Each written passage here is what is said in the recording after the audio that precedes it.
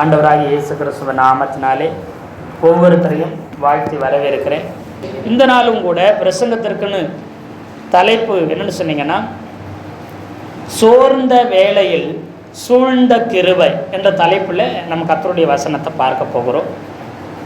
என்ன சொல்லுங்க பார்க்கலாம்? சோர்ந்த வேளையில் சொல்லுங்க, சோர்ந்த வேளையில் சூழ்ந்த கிருபை அப்படிங்கிற தலைப்பில் நாம் கர்த்தருடைய வார்த்தையை பார்க்க ஏசப்பா நமக்கு உதவி செய்வாராக. இன்றைக்கு பெந்தைக்கோஸ்து நாளாக இருக்கிறபடியினால நாம் அந்த அப்போஸ்தல நடவடிக்கைகளை அந்த 1வது அதிகாரத்தில் ஒரு சில வசனத்தை, 2வது அதிகாரத்தில் ஒரு சில வசனத்தை பார்த்துட்டு நாம் இந்த பிரசங்கத்தை தொடர்ச்சியை நம்ம பார்க்க ஏசப்பா உதவி செய்வாராக. அப்போஸ்தல நடவடிக்கைகள் 1வது அதிகாரம் 3வது வசனத்தை வாசிக்கலாம். அவர் பாடுபட்ட பின்பு 40 நாளளவும் தேவனுடைய ராஜ்யத்துக்குரியவைகளை அவர்களுடனே பேசி அநேகம் தெளிவான திருஷ்டாந்தங்களினாலே அவர்களுக்கு தம்மை உயிரோடு இருக்கிறவராய் தன்னை என்ன செய்து கொண்டாராம்? காண்பித்து கொண்டார். அல்லேலூயா. இயேசுநாதரை சிலுவையில் அறைந்தாங்க. அவர் என்ன சார், அவர் மரித்தார். அவரை அடக்கம் பண்ணிட்டாங்க. அடக்கம் பண்ணிட்டு சீசர்கள் எல்லாம் வீட்டுக்குள்ளே என்ன செய்தாங்க? ஒரு வீட்டுக்குள்ளே ஒளிந்து மறைந்து இருந்தாங்க. ஒளிந்து எப்படி இருந்தாங்க? மறைந்து இருந்தாங்க. கர்த்தர் வந்த உடனே பயந்தாங்க. உங்களுக்கு சமாதானம் என்று சொல்லி கர்த்தர் அவரோட சொல்லி என்ன செய்தார்? அவர்கள் நடுவிலே ஏசப்பா என்ன செய்தார் பாருங்க. யோவான் 20:19 வாரத்தின் முதல் நாளாகிய அன்றைய தினம் சாயங்கால வேளையிலே சீசர்கள் கூடியிருந்த இடத்தில் யூதர்களுக்கு பயந்ததினால் கதவுகள் பூட்டப்பட்டிருக்கையில் இயேசு வந்து நடுவே நின்று உங்களுக்கு சமாதானம் என்றார். அல்லேலூயா, அல்லேலூயா. அப்ப யூதர்களுக்கு பயந்து எருசலேமிலே கதவுகளை பூட்டி கொண்டு என்ன செய்ய ஒளிந்து மறைந்து இருந்தார்கள். எந்த நாளில்? வாரத்தின் முதலாம் நாள், அதாவது ஞாயிற்றுக்கிழமை சாயங்காலம். உயிர்த்தெழுந்த ஞாயிறு, அதாவது உயிர்த்தெழுந்தார் காலையில். உயிர்த்தெழுந்ததுக்கு அப்புறம் சாயங்காலம் என்ன செஞ்சுட்டு இருக்கிறாங்க? பயந்து என்ன செஞ்சுருக்கிறாங்க? கதவை பூட்டிட்டு பயந்துகிட்டு இருக்கிறாங்க. அல்லேலூயா, அல்லேலூயா. இப்போ அப்படி பயந்துகிட்டு இருக்கிறாங்க. இயேசுநாதர் இருக்கிற வரைக்கும் அவங்க எங்கேயாச்சும் பயந்தாங்களா? இயேசுநாதர் பார்த்துக்குருவாருங்க. 3 வருஷம் அவரால் செய்ய முடியாதது ஒன்றுமே இல்லை. எங்கே வான்னு சொன்னாலும் வருவார், எங்கே போகணுன்னு சொன்னாலும் என்ன செய்வார்? நீங்கள் சீக்கிரமாக துரிதமாக என்ன அக்கறைக்கு போங்கன்னு சொன்னாலும் என்ன செஞ்சிருவாங்க? போயிடுவாங்க. அல்லேலூயா சொல்லுங்களேன். இப்போது அவர் இருக்கிற வரைக்கும் 3 வருஷம் பயமும் இல்லை, திகிலும் இல்லை, கலக்கம் இல்லை. கொஞ்ச நேரம் பயந்தாலும் அவர் கூட இருக்கிறாரு, அற்புதங்களை செய்வார். பெருங்காற்றும் அலைகளும் வந்த போது, கடல் கொந்தளித்த போதும் என்ன செய்தாங்க? அதுதான் என்ன செய்ய பயந்தாங்க. அப்புறம் என்ன செய்தார்? இறையாதே அமைதலாயிருன்னு சொல்லி அமைதிப்படுத்திட்டாரு. அப்புறம் கடலில் ஒரு தடவை கொந்தளிப்பு வரும்போது என்ன செய்யறவங்க அலறுகிறத பார்த்து கர்த்தர் என்ன செய்தார்? கடல் மேலே நடந்து வந்தார். ஏதோ ஆவி வந்துருச்சுன்னு அலறாங்க, ஆவேசம்னு அலறினாங்க. அப்பையும் நான் தான் சொல்லி என்ன செய்தார்? அவங்கள அக்கறைப்பட வச்சாரு, சமாதானப்படுத்தினார். அல்லேலூயா. ஆனால் இப்போ இயேசுநாதர் உயிரோட சரீரத்தில் என்ன செய்யலை? இல்லை, மரித்து விட்டார், அடக்கம் பண்ணப்பட்டாச்சு. இனி யார் நமக்கு உதவி செய்ய போகிறாங்க? யூதர்கள் இனி அவ்வளோதான், நம்மளை கொலை செஞ்சிருவாங்க. அப்படி பயந்து கதவு பூட்டி உட்காந்துக்கிறவங்க நடுவில் வந்தார். இப்போ இந்த சூழ்நிலையில் இயேசுநாதர் 40 நாள் என்ன செய்தார்? தான் உயிரோடு இருக்கிறவரா, நான் உயிரோடு எழுந்துட்டேன் அப்படிங்கிறத அவர்களுக்கு திருஷ்டாந்தப்படுத்தி காண்பித்து அவர்களுக்கு அப்பப்போ தரிசனமாகிறார். கலிலேயா கடற்கரை ஓரத்தில், அப்புறம் பூட்டின வீட்டுக்குள்ளே, அப்புறம் எம்மாவூர் சீசர்கள் நடந்து போகும்போது அப்படின்னு ஒரு சில நேரத்தில் 500 பேருக்கும் அதிகமாக ஒரே நேரத்தில் என்ன செய்தார்? தரிசனமானார். அவர்களோட இடைப்பட்டார். தோமாவுக்கு மறுபடியும் விழாவில் நான் கையை போட்டால் தான் நம்புவேன்னு சொல்ல, அப்பையும் அவர் என்ன செய்தார்? வெளிப்படுத்தினார். தன்னை வெளிப்படுத்தி உயிரோடு இருக்கிறேன், நான் ஆவி கிடையாதுனார். ஒன்று என்ன செய்ய ஆவின்னு நினச்சி இவங்க பயப்பட்ட போது, எனக்கு சாப்பிட்றதுக்கு என்ன செய்யுங்க, ஏதாவது கொடுங்கன்னு சொல்லி ஆண்டவர் சாப்பிட்டு காமிச்சார். ஆவி என்னைக்காச்சும் சாப்பிடுமா? ஆவி என்னைக்காச்சும் சாப்பிட்ருக்குதா? சாப்பிடாது. இயேசுநாதர் ஆவி கிடையாது. அவர் மறுபடியும் உயிரோடு எழுந்து வந்தார். அவருக்கு சரீரம் இருந்தது. அவர் என்ன செய்தார்னா, அப்பத்தை எடுத்து பிட்டார். ஆமாவா இல்லையா? எம்மா ஒரு சீசர்கள்ட்ட போய் என்ன செய்தார்? என்னென்னமோ சொல்லி பார்க்குறாரு. ஆனால் உள்ளம் இருதயம் கொழுந்து விட்டு எரியுது. ஆனால் கண்ணு மட்டும் திறக்கப்படவே. உடனே அப்பத்தை பந்தி இருக்கிறாங்க, அப்பத்தை எடுத்து அவர் சோத்திரம் பண்ணி அவர் பிக்கிறாரு பாருங்க. அப்பத்தை உடைக்கும் போது இப்படி ஜெபம் பண்ணி பிக்கிற ஒரே ஆள் யார் தான்? ஏசநாதர் தான், அதாவது குருநாதர் தான். அப்படின்னு அவங்க கண்கள் திறக்கப்பட்டுருச்சு. இல்லையா சொல்லுங்களேன். அப்போ ஆவி அப்பத்தை பிக்க முடியுமா? ஆவி சாப்பிட முடியுமா? கிடையாது. நான் உயிரோடே இருக்கிறேன் அப்படிங்கிறத காண்பிச்சார். காண்பிச்சுட்டு நம்ம அப்போஸ்தலர் நடவடிக்கையில் 1வது அதிகாரத்தில் 40வது நாள் பாருங்க, 9வது வசனம். 1:9. இவைகளை அவர் சொன்ன பின்பு பார்த்து கொண்டிருக்கையில்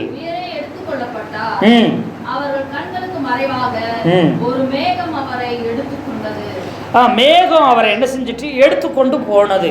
அல்லேலூயா. ஆமா, சோத்திரம். அதனாலதான் என்னன்னா எடுத்துக்கொண்டு போனோன்னா எல்லாரும் அண்ணாந்து பார்க்குறாங்க. இதான் அண்ணாந்து பார்க்குறாங்க, அண்ணாந்து பார்த்துட்டே இருக்கிறாங்க. யார்? சீசர்கள் எல்லாரும் என்ன செய்கிறாங்க? அவரை விசுவாசிக்கிறவங்க எல்லாம் அண்ணாந்து பார்க்க அவர்களுக்கு கண்களுக்கு முன்பதாகவே ஒரு மேகம் எடுத்துக்கொண்டு அவர் என்ன மறுரூபமாகி மறைந்து போகிறார், எடுத்துக்கொள்ளப்படுகிறார். அதை அவங்க என்ன கண்களால் பார்க்குறாங்க. உடனே தேவதூதர் சொன்னாங்க, எப்படி போனாரோ அப்படி திரும்ப என்ன செய்வார்? வருவாருன்னு சொல்லிட்டாங்க. இயேசுநாதர் சொல்லும்போது சொன்னார், நீங்கள் என்ன செய்யுங்க, இங்கே எருசலேமிலே நீங்கள் என்ன செய்யணும்? காத்திருங்கள்னு சொன்னார். பாருங்கள் 5வது வசனம் 1:5. ஆகையால் நீங்கள் எருசலேமை விட்டு போகாமல் என்னிடத்தில் கேள்விப்பட்ட பிதாவின் வாக்குத்தத்தத்தை நிறைவேற என்று கட்டளையிட்டார். அல்லேலூயா. அப்போ இயேசுநாதர் சொல்லிட்டு 40 நாள் மறுரூபமாய் அப்படியே மேகம் எடுத்துக்கொள்ளப்பட்டு போயிட்டாரு. நீங்க எங்கேயே காத்திருங்க, எருசலேமிலே இருங்க, உங்க ஊராகிய கலிலேயாவுக்கு என்ன செஞ்சிடாதீங்க, போயிடாதீங்கன்னு சொல்லிட்டாரு. அல்லேலூயா சொல்லுங்களேன். அப்போ இயேசுநாதர் சொல்லிட்டு அவர் வாட்டு போயிட்டாரு. இப்போ இவங்க என்ன செய்றாங்க? எருசலேமுக்கு போறாங்க. ஒலிவ மலையில் எடுத்துக்கொள்ளப்பட்டார். ஒலிவ மலை கிட்டத்தட்ட ஒரு 2 மைல் தூரம் தான் இருக்கும், ஒரு 2-3 கிலோமீட்டர் தான். எருசலேமும் ஒலிவ மலையும் பக்கம் தான். எருசலேமிலிருந்து ஒலிவ மலையை பார்க்க முடியும். பார்க்குற தூரத்தில் அந்த மலை இருக்குது. அல்லேலூயா. அங்கே தான் அவர் எடுத்துக்கொள்ளப்பட்டு போனார். அப்போது திரும்ப இவங்க எருசலேமுக்கு போய் எங்கே போய் இருக்கிறாங்க? மேல் வீட்டறையில் இருக்கிறாங்க. ஏன்னா மேல் வீட்டறையில் ஆல்ரெடி அவங்க பந்தி இருந்திருக்கிறாங்க. அல்லேலூயா சொல்லுங்களேன். பஸ்கா பண்டிகையில் கர்த்தருடைய ராபோச்சனை எங்கே எடுத்தாங்க? மேல் வீட்டறையில் ஆயத்தம் பண்ணப்பட்டிருந்து அங்கே தான் என்ன செய்தாங்க? பந்தி எடுத்தாங்க. கிட்டத்தட்ட 120 பேர் மேல் வீட்டறையில் கூடியிருக்கிறாங்கன்னா 120 பேர் உட்கார்ற அளவுக்கு அதை விட பெருசாகவே என்ன செஞ்சுருக்கு? மேல் வீட்டறை இருந்திருக்குது. அல்லேலூயா, அல்லேலூயா. அங்கே அவங்க கூடி இருக்கிறாங்க. சரித்திரம் சொல்லுது, அந்த மேல் வீட்டறைக்கு கீழே தாவீதினுடைய கல்லறை இருந்ததாகவும் சொல்கிறாங்க. அந்த தாவீதின் கல்லறை இந்த பண்டிகை நாட்களில் சுற்றி பார்க்க வருவாங்களாம். எல்லா யூதர்களும் வெளிநாட்டில் உள்ளவங்களும் எல்லா நாட்டிலேருந்து யூதர்கள் இந்த பண்டிகைக்கு தவறாமல் வந்துடுவாங்க. இந்த பஸ்கா பண்டிகைக்கு, பெந்தேகோஸ்து நாள் பண்டிகைக்கு, முதற் பலன் பண்டிகைக்கு என்ன செஞ்சிருவாங்க? அறுவடையின் பண்டிகைக்கு தவறாமல் வந்துடுவாங்க. வெளிநாட்டில் இருக்கிற எல்லாரும் வந்துக்கிடுவாங்க. அப்போ தாவீதின் கல்லறையை அங்கே பார்க்கறதுக்கு வர்றதா ஒரு சில சரித்திர ஆசிரியர் சொல்கிறாங்க.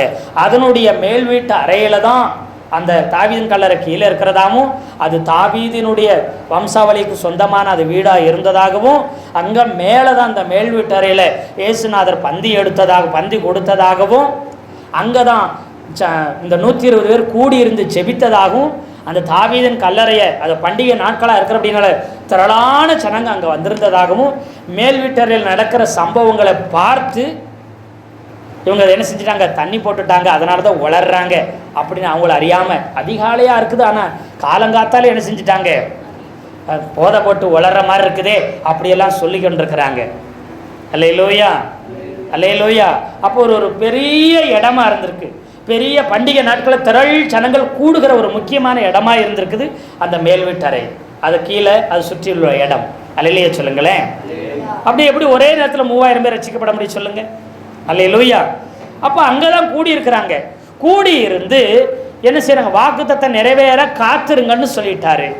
யோவான்ல இது தெளிவாக சொல்லிக்கிற பரிசுத்த ஆவியானவர் தேற்றரவாளன் உங்களுக்கு என்ன செய்யப்படும்? கொடுக்கப்படும். ஆல்ரெடி அவர் மரித்து உயிரோடு எழும்புறதுக்கு முன்னாடி சொன்னதுனால பரிசுத்த ஆவியானவருக்காக வாக்குத்தத்தத்திற்காக காத்து கொண்டிருக்கிறாங்க. இயேசுநாதர் போயிட்டார், எப்போ வருவார்னு ஒரு பக்கம். ஒரு நாள் 2 நாள், 3 நாள், 4 நாள். ஒரு பக்கம் பயமாகவும் இருக்குது. யார் வந்துருவா? யூதர்கள் வந்து எதையாவது பிரச்சனை பண்ணிட்டா என்ன செய்யணும்? ஒரு பக்கம் பயம். இன்னொரு பக்கம் பண்டிகை நாளாக இருக்கிறதுனால எந்த பிரச்சனை ஒருவேளை பண்ணாமல் இருந்தாலும் இருக்கலாம்.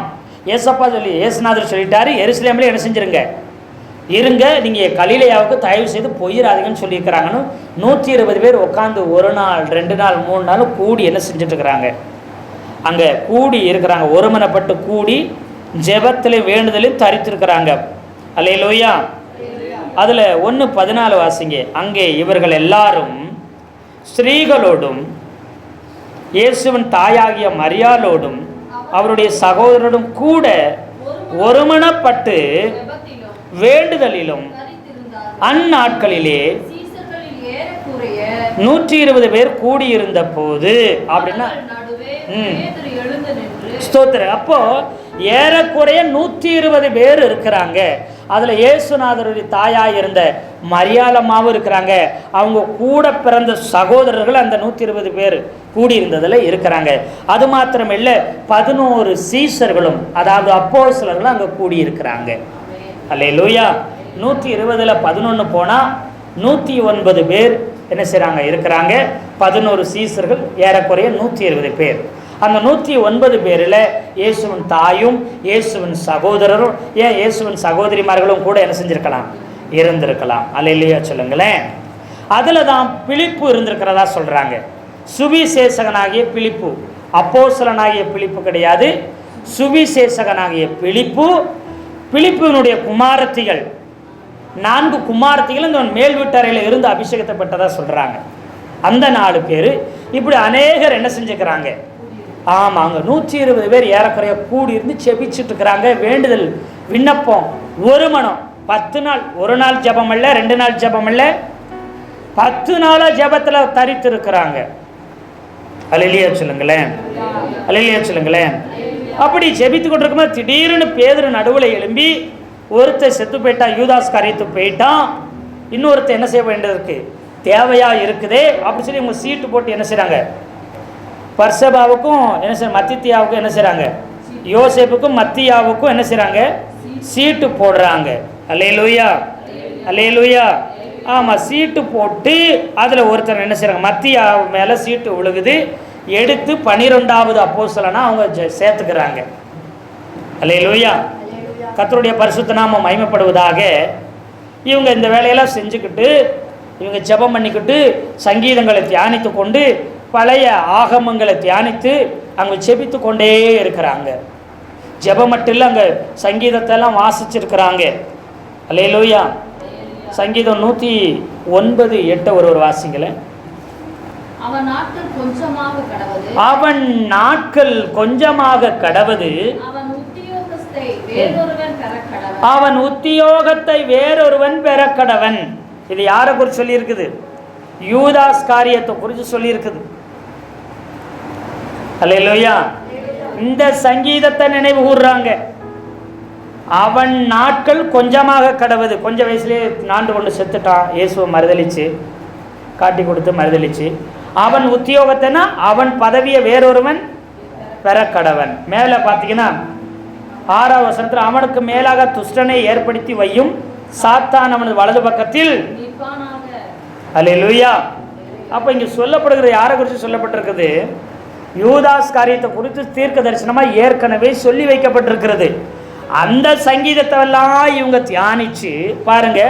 20வது வசனம் அப்போஸ்தலர் 1:20 சங்கீத புஸ்தகத்திலே அவனுடைய வாசஸ்தலம் பாழாக கடவது, ஒருவனும் அதில் வாசம் பண்ணாதிருப்பானாக என்றும் அவனுடைய கண்காணிப்பை வேறொருவன் என்று எழுதியிருக்கிறது. சங்கீதம் 119:8 பேதுரு அங்க சொல்லுகிறார். சொல்லி சீட்டு போட்டு என்ன செய்றாங்க, ஆமாம், இங்கே மத்தியாவை செலக்ட் பண்ணுறாங்க. அல்லேலூயா சொல்லுங்களேன். அப்போ என்ன செய்கிறாங்க, ஜெபம் பண்ணுறாங்க, பாடுறாங்க, துதிக்கிறாங்க, ஆராதிக்கிறாங்க. அதோடு கூட கர்த்தருடைய வசனத்தை என்ன செஞ்சுட்டு இருந்திருக்கிறாங்க, ஆமாம், தியானித்து ஆராய்ச்சி செஞ்சு அதை போதிச்சு இந்த 10 நாள் செய்துட்டு இருக்கிறாங்க. ஒவ்வொரு நாள் ஆக ஆக இவங்களுக்கு என்ன வந்திருக்கும், சோறு வந்திருக்கும். அல்லேலூயா சொல்லுங்களேன். என்ன வந்திருக்கும், சோறு வந்துருச்சு. நாள் 1, நாள் 2, நாள் 3, நாள் 4ன்னு போய்கிட்டே இருக்குது. 8 நாளாக ஒன்றும் நடக்கலை. 9வது நாள் வரைக்கும் ஒன்றும் என்ன செய்யலை, நடக்கலை. அல்லேலூயா. ஆனால் தொடர்ந்து காத்து கொண்டே இருந்தார்கள். சோர்ந்த வேளையில் தேவனுடைய கிருபை அவங்களை சூழ்ந்து கொள்ள ஆரம்பிச்சது. 50வது நாள் வந்தது. 50வது நாள் பெந்தேகோஸ்தே நாள் வந்துச்சு. அவங்க தொடர்ந்து 10வது நாள் அவங்க ஜெபங்களை, துதிய, ஆராதனையை எல்லாம் ஏறெடுக்க ஆரம்பிக்கிறாங்க. அவங்க 9 நாள் செய்து தொடர்ந்து 10வது நாள் காத்திருக்க ஆரம்பித்தாங்க. அவங்களை இருதயம் ஒரு பக்கம் சோர்ந்தாலும் கர்த்தருடைய வார்த்தையின்படி அவங்க கீழ்ப்படிந்து என்ன செய்கிறாங்க. நிறைய நேரத்தில் நமக்கு கர்த்தருடைய வார்த்தை வந்தாலும் நாள் ஆகும்போது, கால தாமதம் ஆகும்போது, எதிர்பார்த்தது நடக்காத போது, நினைச்சது நமக்கு நிறைவேறாத போது நமக்கு என்ன வந்துடுது, சோர்வு வந்துடுது. அல்லேலூயா சொல்லுங்களேன். நெருக்கத்தின் நேரத்தில் நமக்கு சோர்வு வருது, வியாதி நேரத்தில் நமக்கு சோர்வு வருது, குறைவு வரும்போது நமக்கு என்ன வருது, சோர்வு வருது. அல்லேலூயா சொல்லுங்களேன். அல்லேலூயா சொல்லுங்களேன்.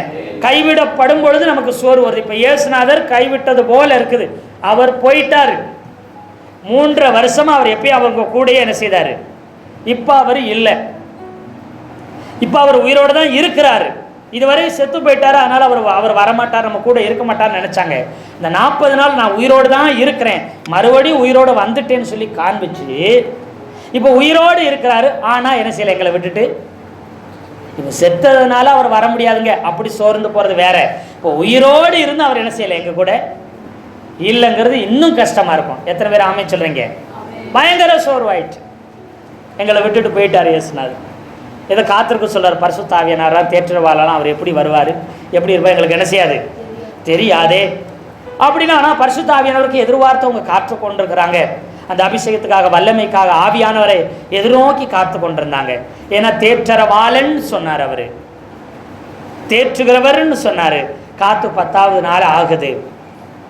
சோர்ந்து போன நேரத்தில் அவர் கிருபையாய் ஆவியானவர் இறங்கி வந்தார். எத்தனை பேர் ஆமென் சொல்றீங்க? அல்லேலூயா, அல்லேலூயா. அப்போ இடி முழக்க சத்தம், அக்னி, என்ன பெருங்காற்றின் சத்தம் அங்கே கேட்குது பாருங்க. 2வது அதிகாரம் 2வது வசனம்.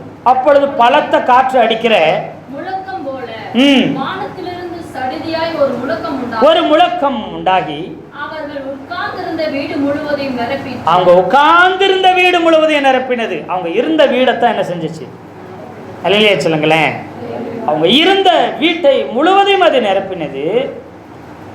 அல்லாமலும் அக்கினிமயமான நாவுகளைப் போல பிரிந்திருக்கும் நாவுகள் அவர்களுக்கு காணப்பட்டு அவர்கள் ஒவ்வொருவர் மேலும் ஒவ்வொருவர் மேல பிரிந்திருக்கிற நாவுகள் அமர்ந்தது. இந்த பிரிந்திருக்கிற நாவுகள் இந்த சிம்பிள் இருக்கு பார்த்தீங்களா? அக்னிமயமான பிரிந்திருக்கும் நாவுகள். அப்படி ஒரு சிம்பிள் நினைச்சு தலைக்கு மேல அக்னிமயமான நாவுகள் அவங்க தலை மேல 120 பேர் தலை மேலே தோன்றுது. பரிசுத்த ஆவியானவர் இறங்கி வருவதை அவங்க காண்றாங்க. இயேசுநாதருக்கு புறாவை போல இறங்கி வந்தது. இங்கே அக்னிமயமான நாவுகள், பிரிந்திருக்கிற நாவுகளால் பரிசுத்த ஆவியானவர் ஒவ்வொருத்தர் மேலும் வந்து நிரப்பினார். அல்லேலூயா, அல்லேலூயா. அந்த சோர்ந்த நேரத்தில் கர்த்தருடைய கிருபை சூழ்ந்தது. அவங்க ஆராதனை சொன்னது போல நினச்சிருப்பாங்க, ஏசப்பா நம்முடைய குருநாதர், நம்முடைய ரபி போதகர் இந்த 3 வருஷத்தில் எத்தனையோ ஆயிரக்கணக்கான பேருக்கு அற்புதங்களை, லட்சக்கணக்கான பேருக்கு அற்புதம், பல ஆயிரக்கணக்கான பேருக்கு சாப்பாடு கொடுத்தாரு, பல ஆயிரக்கணக்கான விடுதலை கொடுத்தாரு, பல ஆயிரக்கணக்கான நன்மைகள் செய்தாரே. ஆனால் இன்னைக்கு வெறும் 120 பேர் தான் நம்ம இருக்கிறோமே அப்படின்னா உங்களுக்கு என்ன வந்திருக்குமா, வந்திருக்காதா சொல்லுங்க? அவர் 3 வருஷமா ஊழியம் செஞ்ச வெறும் 120 பேர் தான் இருக்கிறோம். அவர் போயிட்டாரு. நம்ம இந்த 120 பேர் நிலைப்போமா, நீடிப்போமா, பெருகுவோமா, அநேகர் ரட்சிப்புகளை நடத்திடுவோமா? அவர் இருந்தே 120 பேர் தான். 70 பேரை அனுப்பி விட்டாரு. 2 பேரா போய் ஊழியம் செஞ்சோமே, 12 பேர் போய் ஊழியம் செஞ்சோமே, எல்லாம் செய்தோமே. இப்போ அவர் இல்லையே, இத்தனை ஊழியம் செய்து வெறும் 120 பேர் தானா? அவர் இல்லாமல் நாம் எப்படி ஊழியம் செய்ய போகிறோம்? எப்படி ஆத்மா அறுவடை ஆக போகுது? எப்படி அநேகர் இயேசுவை ஏற்றுக்கொள்ள போகிறாங்க? ஆண்டவர்கிட்ட மெய்யான இயேசுநாதர்கிட்ட எப்போ திரும்ப போகிறாங்கன்னு தெரியலையே. இப்படி பலவிதமான குழப்பங்கள், ஆத்மா பாரங்கள், வியாகுலம், எண்ணிக்கை குறைவு, இயேசுநாதர் இல்லை, எல்லா சோர்வுகளும் அவங்கள நெருக்குச்சு. நாம் நினச்சிருப்போம் உடனே அந்நிய பாஷையில் அக்னி பாஷையில் பயங்கரமாக உடனே அங்கே 10 நாள் பயங்கரமாக ஜெபம் பண்ணியிருப்பாங்க நாம் நினைக்கிறோம். அவங்க உட்கார்ந்துருக்கும்போது எத்தனை குழப்பங்கள், எத்தனை போராட்டங்கள், எத்தனை ஏக்கங்கள், எத்தனை சோறு வந்திருக்கும். ஆனாலும் அவங்க ஒரு மனதை விடாதபடி தொடர்ந்து என்ன செய்தாங்க? செபித்து கொண்டும் துதித்து கொண்டும் வேதத்தை தியானித்து கொண்டிருந்தாங்க. அல்லேலூயா, அல்லேலூயா. காத்திருந்தாங்க. அந்த காத்திருந்த சோர்ந்த போது தேவனுடைய கிருபையானவர் ஆவியானவர் இறங்கி வந்தார் பாருங்க. வந்து ஒரே ஒரு பிரசங்கம், யோவேலில் சொல்லப்பட்டிருக்கிற வசனம், தீர்க்க தரிசன வசனம், இதை நிறைவேறிருக்குன்னு சொல்லி வசனத்தை சொல்லி இதை நிறைவேறிருக்குன்னு சொன்னார். இயேசுநாதர் எதற்காக வந்தார் சொல்லி சங்கீதத்தில் உள்ளதை பிரசங்கம் பண்ணார் பாருங்க.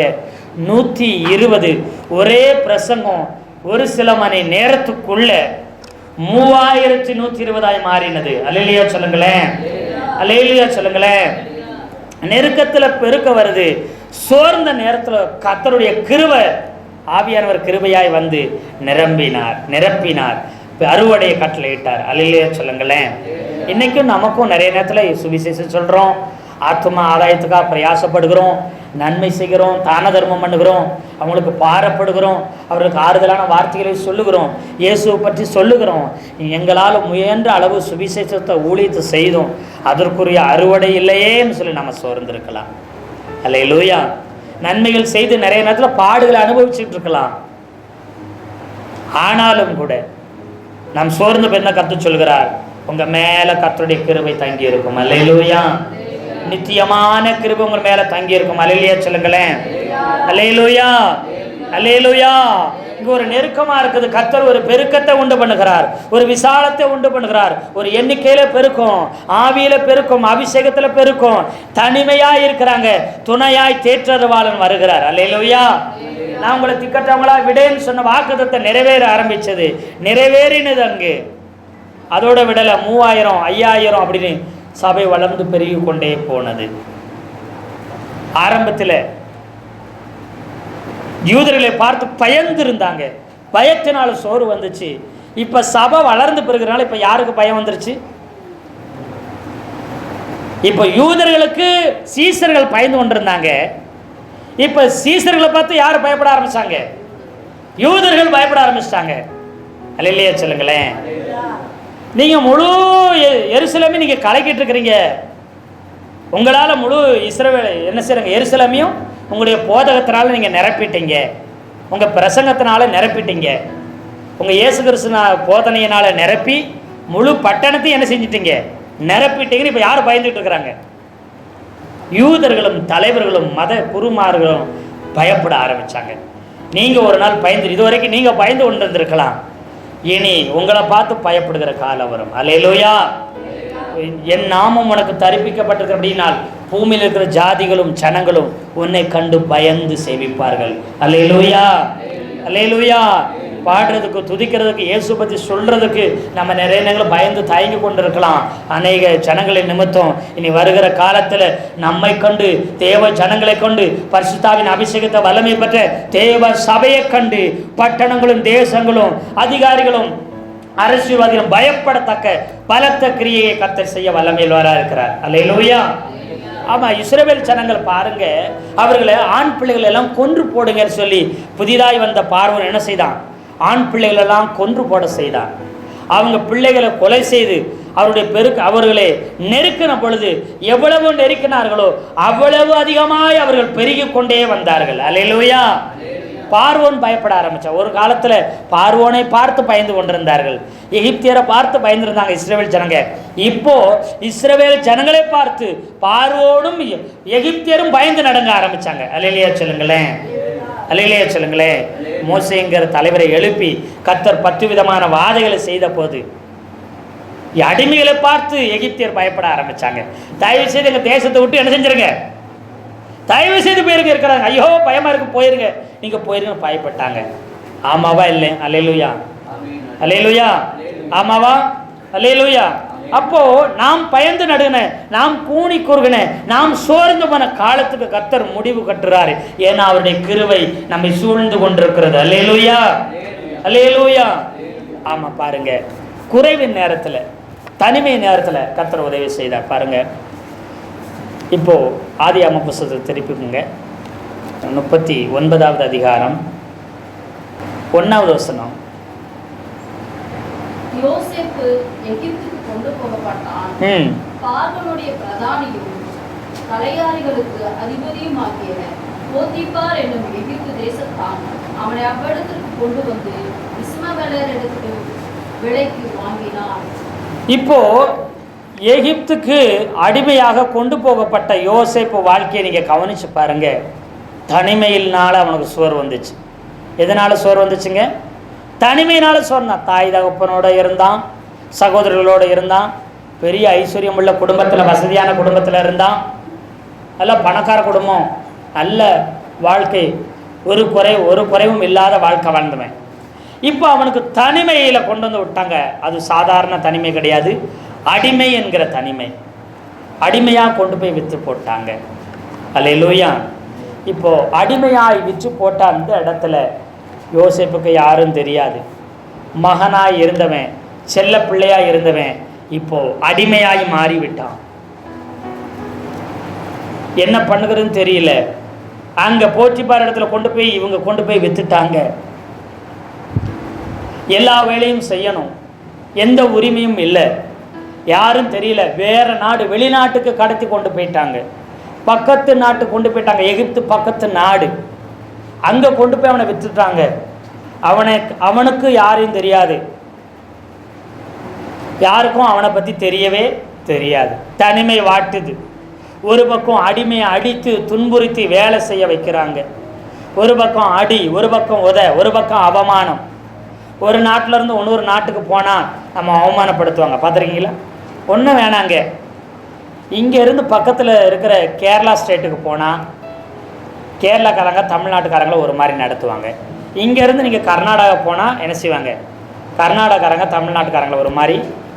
இப்படி ஒரு ஸ்டேட்டை விட்டு ஒரே நாட்டுக்குள்ளே பக்கத்து மாநிலத்துக்கு போனாலே நம்மளை பார்க்குற விதம், நம்ம உடுத்துக்கிறது, நம்ம செயல், நம்ம கலர், நம்ம நடவடிக்கையில் பார்த்து என்ன செய்வாங்க?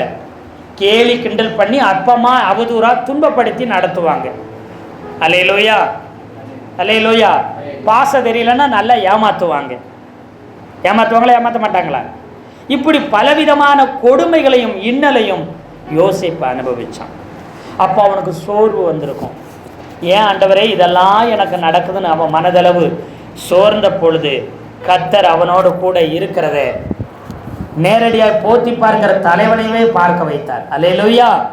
ரொம்ப பிஸியான தலைவரை யோசேப்பை பார்க்கும்படிக்கு, அவன் மேலே அக்கறை கொள்ளும்படிக்கு, அவர் மேலே கவனம் செலுத்தும்படி ஆயிரக்கணக்கான வேலையாட்கள் இருக்கிற ஒரு பெரிய ஓனரை ஈஸியாக ஆராய்ச்சி பார்க்க முடியுமா? நம்ம பேருக்கு அந்த ஓனர் தெரியுமா? பெரிய ஓனர், பெரிய பெரிய கம்பெனி ஓனர் இருக்கிறாங்க. ஆயிரக்கணக்கான பல்லாயிரக்கணக்கான ஆட்கள் வேலை செய்கிறாங்க. அவங்க மத்தியில் நம்ம பேர் தெரியுமா? ஓனருக்கு தெரியாதுங்க. அல்லேலூயா சொல்லுங்க. ஆனால் போத்திபாருக்கு யோசேப்பை குறித்த காரியத்தை கொண்டு போக வைத்தது யாரு? ஆண்டவர் கொண்டு போக வைத்தார். நீ சோர்ந்து போக வேண்டிய அவசியம் இல்லை. நீ செய்கிற வேலை, நீ உண்மையாக இருக்கிறத யார் பார்க்குறாங்களோ பார்க்கலையோ, யார் பார்க்கணுமோ அவங்கள நான் பார்க்க வைக்கிறேன்னு நேராக போத்திபாருக்கு கொண்டு போக வச்சார் அவனை குறித்த காரியத்தை. அல்லேலூயா. யாருமே தெரியாதுங்க. உங்களுக்கு யாரும் பழக்கம் இல்லை, யாருக்கும் உங்களை பழக்கம் இல்லை. அப்போ யாராச்சும் உங்களை பற்றி நல்லபடியாக ஓனர்கிட்ட போய் சொல்ல முடியுமா? ஓனரை பார்க்குறதே கஷ்டம். ஆனால் அந்த ஓனர்கிட்ட யாரை குறித்து நல்ல காரியம் போயிருக்குது? யோசேப்பை குறித்து நன்மையான காரியம் போயிருக்குது. அல்லேலூயா சொல்லுங்களேன். கர்த்தர் போக வைத்தார். அவன் சோர்ந்திருந்தான். கர்த்தருடைய கிருபை அவனை சூழ்ந்து கொண்டு அவனை உயர்த்தி வைத்த போத்திபார் வீட்டிலேயே அவனை தலைவனாய் கர்த்தர் மாற்றினார். அல்லேலூயா. ஆமாம், சதிகளால், போத்திபார் மனைவியால் அவனுடைய வாழ்க்கை மறுபடியும் அதல பாதாளத்துக்கு போன போதும் 40வது அதிகாரம் வீண் பழி சுமத்தி செயலில் போட்ட பொழுதும், சிறைச்சாலையில் போட்ட பொழுதும் பாருங்க. 19வது வசனம் 39:19. உம்முடைய வேலைக்காரன் எனக்கு இப்படி செய்தான் என்று தன் மனைவி தன்னோடு சொன்ன வார்த்தைகளை அவனுடைய எஜமான் கேட்ட பொழுது அவனுக்கு கோபம் உண்டது. 20. யோசேப்பின் எஜமான் அவனை பிடித்து ராஜாவின் கட்டளையால் காவலில் வைக்கப்பட்டவர்கள் இருக்கும் சிறைச்சாலையிலே அவனை ஒப்புவித்தான். அந்த சிறைச்சாலையில் அவன் இருந்தான். நல்லா கவனிச்சு பாருங்க. ராஜாவின் கட்டளையால் காவலில் வைக்கப்பட்டவர்கள் இருக்கும் சிறைச்சாலையிலே அவனை வைத்தான். அல்லேலூயா. அப்ப அந்த ஜெயில வைக்கிறவங்க எல்லாரும் யாரு கட்டளையிட்டு தான் வைப்பாங்களாம்? ராஜாவின் கட்டளையால் ஜெயில அடைக்கப்படுகிற அந்த முக்கியமான சிறைச்சாலையில் அவன் அடைக்கப்பட்டிருந்தான். அல்லேலூயா. அங்க ஒப்பித்த பொழுதும் அவனுக்கு என்ன சந்தோஷமா பட்டிருப்பா? அப்படி பரவாயில்ல, நம்ம ஜெயிலில் வந்துட்டோம், பெரிய நாட்டிலே பெரிய ஒரு அதிகாரத்தில் உள்ளவனுடைய வீட்டை நாம தலைவனாக இருந்துட்டு இப்போ மறுபடியும் ஒரு ஜெயிலில் வந்து கிடந்தா யோசேப்புக்கு சந்தோஷமா இருந்திருக்கும்? சொல்லுங்க. அது அவமானம். ஓனருடைய மனைவியை எடுக்க பார்த்தான், தப்பா நடக்க பார்த்தான். அவர் பிள்ளை மாதிரி வச்சிருந்தாரு, அவர் எல்லாத்தையும் நம்பி இவன் கையில் ஒப்பு கொடுத்திருந்தாரு. இப்படி ஒரு துரோகி அப்படியெல்லாம் சொல்லி வீண் பழி சொல்லி இப்போ ஜெயில சிறைச்சாலையில் போய் அவன் அடைக்கப்பட்டிருக்கிறான். அவன் இறுதியும் சந்தோஷமா இருந்திருக்குமா? அவன் சோர்ந்து இருந்தான், அவன் வேதனையோடு இருந்தான். அப்போ அவன் சோர்ந்த வேளையில உன்னை சிறைச்சாலை தலைவனுடைய கண்களில் அவனுக்கு என்ன கிடைக்குது? தயை கிடைக்க ஆரம்பிக்குது. அல்லேலூயா சொல்லுங்களேன். அவன் சோர்ந்திருந்த பொழுதும் அவன் கஷ்டப்பட்ட பொழுதும் மற்றவங்கள சோர்வா இருக்க விடலங்க அவன். அல்லேலூயா சொல்லுங்களேன். அவன் கஷ்டத்தில் இருந்தாலும் மற்றவங்கள கஷ்டமா இருக்க விடல. அவன் சோர்ந்த பொழுதும் மற்றவங்கள சோர்வா இருக்க விடல. அவனுடைய குணம் பாருங்க. ஜெயிலில் போய் இருக்கிறவங்களுக்கும் அவன் ஆறுதல் சொல்லி கொண்டிருந்தான். இவனுக்கும் ஆறுதல் சொல்ல ஆள் இல்லை. இவன் சோர்வு நீங்க உற்சாகப்படுத்த யாருமே இல்லாத போதும் இவன் அநேகர் உற்சாகப்படுத்தின பார்த்தாங்க. யோசேப்பு இந்த ஜெயிலுக்குள்ள வந்ததுக்கப்புறம் சிறைச்சாலையில் இருக்கிற கைதிகள் எல்லாம் நல்லா சந்தோஷமா என்ன செய்கிறாங்க? ஒரு குறை இல்லாமல் சந்தோஷமா இருக்கிறாங்க. வேதனை நீங்கி இருக்கிறாங்க. எந்த அடிதடி பண்ணுறதில்ல, எந்த கலவரமும் அங்கே பண்ணுறது, எங்கே அழுகையும் புலம்பலும் அங்கே இல்லை. அப்படி நம்ம தெரிஞ்சுக்கிட்டு எல்லா பொறுப்பையும் யார் கையில் கொடுத்துட்டான்? பேருக்கு மட்டும் நான் தலைவனா இருப்பேன். மறுபடியும் பாருங்க அந்த வசனம், 21வது வசனம். கர்த்தரோ அவன் மேல் கிருபை வைத்து சிறைச்சாலை தலைவனுடைய தயவு அவனுக்கு கிடைக்கும்படி செய்தார். கர்த்தர் அவன் மேல், அவன் கூட இருந்தார்.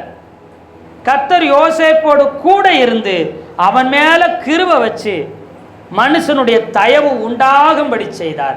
அதனால் இந்த சிறைச்சாலை தலைவன் சிறைச்சாலையில் வைக்கப்பட்ட யாவரையும் யோசேப்பு கையில் ஒப்புவித்தானா. ஜெயிலில் இருக்கிற அத்தனை பேரும் ஓம் பொறுப்புப்பான்னு சொல்லி கொடுத்துட்டான்.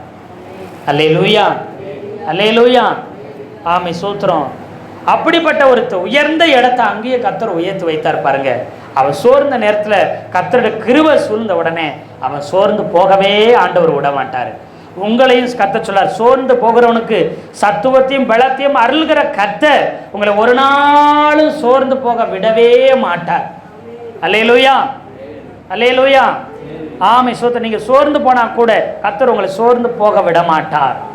வேதனை நேரத்தில், இக்கட்டான நேரத்தில், கஷ்டமான நேரத்தில், நெருக்கமான நேரத்தில், தனிமை நேரத்தில், கைவிடப்பட்ட நேரத்தில், இழப்பின் நேரத்திலையும் கர்த்தர் உங்களை என்ன செய்ய சோர்ந்திருக்கவே விட மாட்டார். அல்லேலூயா, அல்லேலூயா. அவன் குடும்பத்தில் உள்ளவர்களை நாம் இழந்த போது அந்த வேதனையிலே, அந்த துக்கத்திலே நாம் அழிஞ்சு போகாதபடி, அந்த வேதனையிலே நாம் அமிழ்ந்து போகாதபடிக்கு நமக்கு சபையில் இருக்கிற ஒவ்வொருத்தரும் ஒவ்வொருத்தரை இழந்துருக்கிறோம். அல்லேலூயா சொல்லுங்களேன். அப்படி இழந்த போதும் நம்ம சோர்ந்து போயிட்டோமா? சொல்லுங்க. தாயை இழந்திருக்கோம், தகப்பனை இழந்திருக்கிறோம், பிள்ளையை இழந்திருக்கோம், பேர பிள்ளைகளை நாம் என்ன செஞ்சிருக்கிறோம்? இழந்திருக்கிறோம், மனைவியை இழந்திருக்கிறோம். அல்லேலூயா. அப்படி இழந்திருந்தோம் நாம் சோர்ந்துட்டோமா? எப்படி அந்த கஷ்டத்தை விட்டு மேலே வந்து நமக்கு தெரியுதா? எப்படித்தான் வெளியில் வந்து எனக்கு தெரியவே இல்லைங்க. தாயை இழந்துட்டேன், தகப்பனை இழந்துட்டேனே, பிள்ளையை இழந்துட்டேனே, பேர பிள்ளையை இழந்துட்டேனே, மனைவியை இழந்துட்டேனே, இப்படி கணவரை இழந்துட்டேனே. இப்படி இழந்த நிலைமையிலையும் சோர்ந்து அமிழ்ந்து அழிந்து விடாதபடி கர்த்தர் நம்மை தூக்கி நிறுத்தும்படி கிருபையால் அவர் சூழ்ந்து கொண்டார். அதெல்லாம் நினைச்சு பார்த்தீங்கன்னா எப்படி என்னால் இதெல்லாம் இவ்வளோ கஷ்டம் வந்து இத்தனை இழப்பு வந்து என்னால் உயிரோடு இருக்க முடியுது, என்ன நம்பவே முடியலை, எப்படி மீண்டு வந்தேன், எப்படி இன்னைக்கு ஆலயத்துக்குள்ளே இருக்கிறேன், இப்பயும் எப்படி ஆண்டவர் ஆராதிக்க என்னால் முடியுது. அல்லேலூயா சொல்லுங்களேன். அவர் கிருபை, அவர் கிருபை. அல்லேலூயா, அல்லேலூயா. தனி மரமாக்கப்பட்ட பொழுதும், கைவிடப்பட்ட பொழுதும், எல்லாம் இழந்த போதும், வியாதிப்பட்ட நிலைமையிலையும் கர்த்தர் அவருடைய கிருபை நம்மை சூழ்ந்து கொண்டது. இந்த யோசேப்பு பாருங்க, சொப்பனத்துக்கு அர்த்தம் சொன்னா 2 வருஷம் அமைதியா இருந்தான். அவன் சோர்ந்து போக போற நேரத்துல மறுபடி பார்வோனுக்கு ஒரு சொப்பனத்தை கொடுத்தார். அல்லேலூயா சொல்லுங்களேன். ஒரு சொப்பனத்தை கொடுத்தாரு. சொப்பனத்தை கொடுத்து அதன் அர்த்தத்தை யோசேப்ப சொல்ல வச்சாரு, மேல உயர்த்தி வைத்தார். அல்லேலூயா, அல்லேலூயா, அல்லேலூயா. ஆமா, யோசேப்பின் வாழ்க்கையில் அவன் சோர்ந்த வேளையில் கர்த்தருடைய கிருபை சூழ்ந்து கொண்டது. எப்போ எல்லாம் சோர்ந்தீங்களோ, வாக்குத்தத்தம் இன்னும் நடக்கல, அப்போ நீங்க சோர்ந்த பொழுது கர்த்தர் உங்கள் பட்சத்தில் வந்து கிருபையாய் சூழ்ந்து உங்களை உற்சாகப்படுத்துவார். எத்தனை பேர் ஆமென் சொல்றீங்க? அல்லேலூயா. இன்னொரு வசனம், கர்த்தரை தேடுகிறவர்களுக்கும் ஒரு நன்மையும் குறைவுபடாதுன்னு சொல்லி இருக்குது. இப்போ கர்த்தரை தேடுறாங்க, ஆனா ஒரு சில நேரத்தில் நம்முடைய வாழ்க்கையில குறைவு வந்துடும். குறைவுனால நம்ம சோர்ந்து போயிருப்போம். தனிமையாய் விடப்பட்டபடியினால நம்ம சோர்ந்து இருந்தோம். இழந்ததுனால நம்ம சோர்ந்து இருந்தோம். காத்திருந்து நாம என்ன செஞ்சிட்டோம்? சோர்ந்து போயிருந்தோம். அதே போல பாருங்க, இங்க ஒரு தேவ மனிதனை குறித்து குறைவு நேரத்தில் போஷிக்கிற கர்த்தர், அதாவது இல்லாத நேரத்தில், ஒன்றும் இல்லாத நேரத்திலையும் கர்த்தர் போஷிப்பார். அல்லேலூயா. கையில் ஒரு காசு இருக்காது, பணம் இருக்காது, எதுவுமே இருக்காது, யாருமே உதவி செஞ்சிருக்க முடியாது. அப்படிப்பட்ட நிலைமையில கர்த்தர் நமக்கு உதவி செய்வார். அல்லேலூயா. அந்த தேவையை நிமித்தம் நீங்கள் சோர்ந்து போய் இருக்கலாம். பணம் தேவை, பொருள் தேவை, ஏதோ ஒரு தேவையினாலே நீங்கள் மிகவும் சோர்ந்து மனமடிவாக இருக்கலாம். கர்த்தர் சொல்லுகிறார், அவருடைய கிருபை சூழ்ந்து கொண்டு ஒரு நன்மையும் குறைபட விட மாட்டார். அல்லேலூயா. ஆமி சுத்திரம். எலியாங்கிற தேவ பக்தனை குறித்து நமக்கு தெரியும். கர்த்தருக்காக வைராக்கியமாய் நின்று அவன் ஜெபம் பண்ணுகிறான். 1 ராஜாக்கள் 17வது அதிகாரம் 2வது வசனத்தில் ஒரு வாசிக்கலாம். ஆகாப்புக்கு முன்னாடி போய் நிற்கிறாரு. என் வாக்கின்படியோ இனி மழையோ பனியோ மழையோ இனி என்ன செய்யாது, பெய்யாதுன்னு சொல்லுகிறார். எலியா போய் சொன்னதுக்கு அப்புறம் தான் மழை நின்றுச்சுன்னு கிடையாதுங்க. எலியா கிட்டத்தட்ட ஒரு சிலர் சொல்றாங்க, ஏறக்குறைய 6 மாசமா ஜெபம் பண்ணிட்டு இருந்தாராம். 6 மாதமும் மழை வரலையாம். அதற்கப்புறம் போய் என்ன செய்ய, ராஜா கிட்ட போய் என் வாக்கின்படி அன்று மழையோ பனியோ என்ன செய்யாது, பனியோ மழையோ பெய்யாதுன்னு அங்கே சொல்றா. அப்படி மழை பெஞ்சிட்டு இருக்கு, திடீர்னு இனிமே மழை பெய்யாது பனி பெய்யாதுன்னு சொன்னா அவன் ஏற்கனவே மழை பெஞ்சிட்டு தானே இருக்கு, இவன் வேற அப்படி சொல்லியிருப்பாங்க. ஆனால் 6 மாதம் மழை இல்லாமல் இருந்துச்சான். எலியா 6 மாதத்துக்கு முன்னாடியே செபத்தை ஆரம்பித்து செபித்து கொண்டிருந்தானாம். 6 மாதம் பனியோ மழையோ பெய்யாமல் இருந்ததாம். இது ராஜாவுக்கும் ராஜாங்கத்துக்கும் ஜனங்களுக்கும் தெரியல எதனால் நடக்குதுன்னு. ஏன் அப்படி தெரியாமல் இருந்தாங்க? 6 மாதம் கழித்து எலியா போய் கர்த்தருடைய வார்த்தையின்படி ராஜா போய் சொன்னார், 6 மாதம் மழை பனி மழை பெய்யல, என் வார்த்தையின்படி என்ன செய்யாது, பெய்யாது. கர்த்தர் சொல்லியிருக்கிறாரு, என்னை பெய்யவே பெய்யாதுன்னு சொல்லி அவன் சொல்லிட்டு போகிறான். சொல்லிட்டு போன உடனே, போன வாரம் மழை பெஞ்சிருக்கு இப்படி சொல்லிட்டு போனால் என்னை யாராச்சும் கண்டுக்கிடுவாங்களா? 6 மாதமாக மழையும் பனியும் காணும். இது யாரால் வந்துச்சு எதால் வந்துச்சுன்னு தெரியாமல் குழம்பிட்டு இருக்கிறாங்க. திடீர்னு ஒருத்தர் வர்றாரு எலியான்னு சொல்லிட்டு வந்து, இன்னையும் பெய்யாது அப்படி நான் சொன்னேன்னா, ஓ இதுக்கெல்லாம் காரணம் நீ தானான்னு ராஜா சும்மா விடுவார்? அதில் உங்களுக்கு புரியுதுங்களா? சொல்லிட்டு எலியா போய் கேரி தாற்றங்கரையில் ஒளிந்து கொண்டு கர்த்தர் சொன்னார். சொல்லிட்டு போய் ஒளிஞ்சுக்கிட்டாரு. ஏன்? 6 மாசமா பனியும் மழையும் இல்லை. இந்த காரியம் யாரால வந்து, இந்த எலியா ஜெபம் பண்ணதால தான் வந்ததுன்னு ராஜாவுக்கு முன்னாடி அங்கே ராணியே இருந்திருக்கும், ஏசபேல அங்கே இருந்திருப்பான். போய் சொல்லிட்டு வெளியில் வந்துட்டாரு. அவனை பிடிங்க, அவனை விடாதீங்க, அவனை ஃபர்ஸ்ட் கொல்லுங்கன்னு சொல்லியிருப்பாங்க. அதனால தான் கர்த்தர் சொன்னாரு, நீ ஓடி போய் எங்கே ஒளிஞ்சுக்கோ, கேரி தாற்றங்கரையில் ஒளிஞ்சுக்கன்றார். ஒளித்து கொண்டிருந்து சொன்னார். அல்லேலூயா சொல்லுங்களேன். அல்லேலூயா. இப்போ 6 மாதம் பனியும் மழையும் பெய்யாததுக்கு நான் தான் காரணம். நான் செபித்தேன், கர்த்தர் தான் இதுக்கு காரணம், பாகால் காரணம் இல்லை, பாகாலால் ஒன்றும் செய்ய முடியாதுன்னு சொல்லிட்டு அந்த அரண்மனையோட பேசிட்டு தைரியமாக வெளியில் வந்துட்டார் எலியா. நீ போய் ஒளிச்சுக்கோ, இல்லைன்னா ஒன்று கொல்றதுக்கு ஆளை அனுப்புவாங்க அப்படின்னு கர்த்தர் சொல்கிறாரு. அதன்படி இவன் கேரியத்தில் போய் ஒளிந்து கொள்ளுகிறான். அல்லேலூயா, அல்லேலூயா. இப்போ ஆல்ரெடி 6 மாதம் வறட்சி ஆரம்பிச்சிருச்சு. இப்போ சொல்லிட்டு வந்துட்டாரு, போய் ஒளிஞ்சுக்கிட்டாரு. யாரு கண்ணிலையும் படாமல் ஒளிஞ்சுக்கிறணும். யாரு கண்ணிலையும் படாமல் நான் ஒளிஞ்சுக்கிட்டா யார் எனக்கு சோறு தருவா? யார் எனக்கு சாப்பாடு தருவா? நான் எப்படி சாப்பிட போகிறேன்? ஏதோ ஒரு சின்ன ஆறு, அதாவது கேரிட்னு சொல்லியிருக்கு பார்த்தீங்களா, கேரித் ஆற்றண்டைன்னு சொல்லியிருக்குது. அதை ஆங்கில மொழிபெயர்ப்பு மற்ற மொழிபெயர்ப்பில் நீங்கள் படிச்சிங்கன்னா ஒரு சிற்றோடைன்னு இருக்குதாங்க. சிற்றோடையில் ஒளிஞ்சுக்கொண்டாராம். பெரிய ஆற்றுங்கரை ஓரத்தில் ஒளிஞ்சுக்கன்னு சொல்லலையா, ஒரு சிற்றோடை ஓரத்தில் என்ன செஞ்சுக்கோ ஒளிஞ்சுக்கொண்டார். சின்ன ஓடை, சின்னதாக ஒரு ஓடை, அதுக்கிட்ட போய் ஒளிஞ்சுக்கோங்கிறார். பெரிய ஆறுனா எல்லாரும் தண்ணி தேடி எங்கே தான் வருவாங்க? ஆற்றுக்கு தான் வருவாங்க. இவரை பார்க்காமையா இருந்திருப்பாங்க. ஒரு சின்ன ஓடை இருக்குது, அந்த கேரித்துன்னு ஒரு ஓடை இருக்குது, அங்கே போய் நீ ஒளிஞ்சுக்கன்னு சொன்னாரா? என்ன ஆண்டவரே, சின்ன ஓடையா? கேரித்துன்னு சொன்னால் வறட்சின்னு அர்த்தம். கேரித்துன்னு சொன்னால் என்ன அர்த்தம்? வறட்சின்னு அர்த்தம். எங்கே போய் ஒளிஞ்சுக்கன்னு சொல்கிறாரு?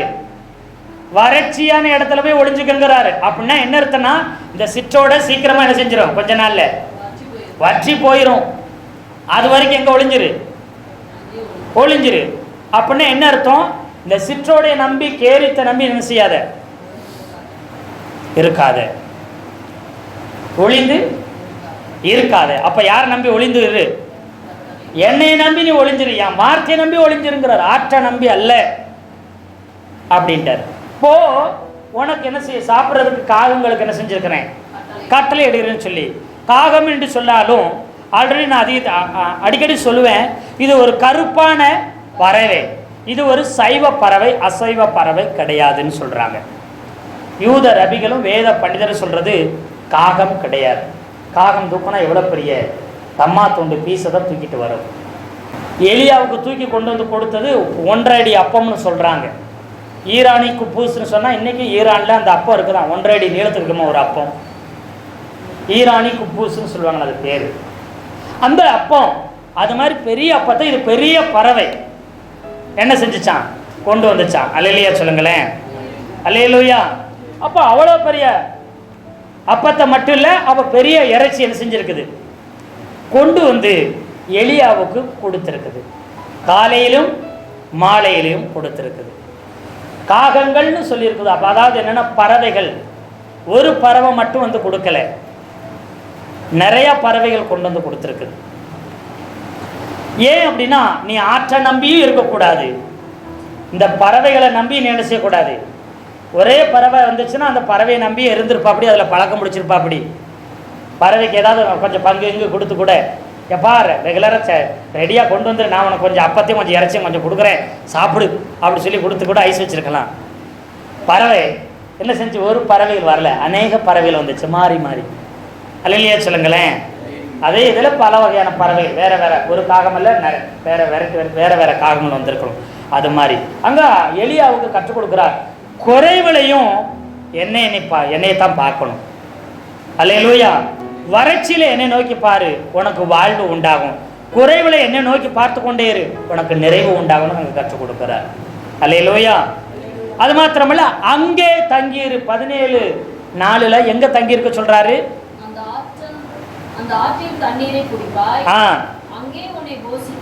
அங்கே உன்னை போசிப்பேன். எங்க போசிப்பேன்? அந்த ஆற்றாறுகையில தான் உன்னை போசிப்பேன்.